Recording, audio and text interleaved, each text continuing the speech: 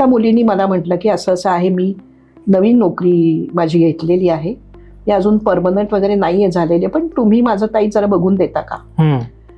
तर मी आदल्या दिवशी ते झालं, सकाळी मी तिला फोन केला, तिचं काम सुरू होणार होतं. त्यामुळे मी जे तिला सांगितलं तितके वेळा तिला लिहिता नाही आलं.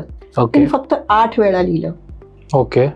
तिला मी जे दिलं होतं बदलून ते, आणि ती म्हणली की मी नंतर करीन, पण आता सुरुवातीला मी म्हटलं ठीक आहे. आणि तिचा 4 वाजता मला फोन आला की म्हणली काय केलंय तुम्ही? म्हटलं का ग, काय झालं?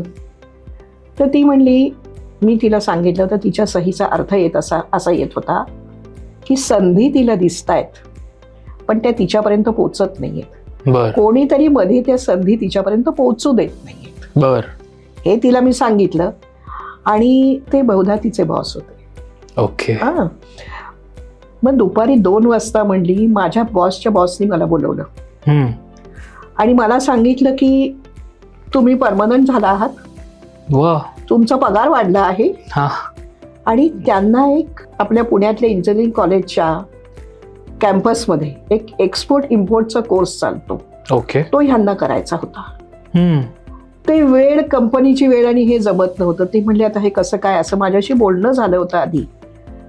तर म्हणे हा इम्पोर्ट एक्सपोर्टचा कोर्स आहे, तो तुम्ही करावात असं आम्ही तुम्हाला सांगतोय आणि त्याच्या फीस कंपनी भरेल आणि पुढच्या वर्षी तुमची मुलगी 10वीत असणार आहे, तुम्हाला तेव्हा वेळ होणार नाही, तर तुम्ही याच वर्षी तो करा आणि तुमच्या फीस कंपनी भरेल. तर ती म्हणली, अहो म्हणजे मला असं कळत नाहीये की मी तुम्ही सांगितलं ते 8 वेळा लिहिलं, तर काय केलं तुम्ही? म्हटलं बाई मी काही केलेलं नाहीये, सगळं स्वामी करतायत. म्हटलं बाई एवढंच निमित्त, म्हटलं जर क्रेडिट तू देणार असेल तर माझ्या शास्त्राला दे. Science of numbers, that is numerology.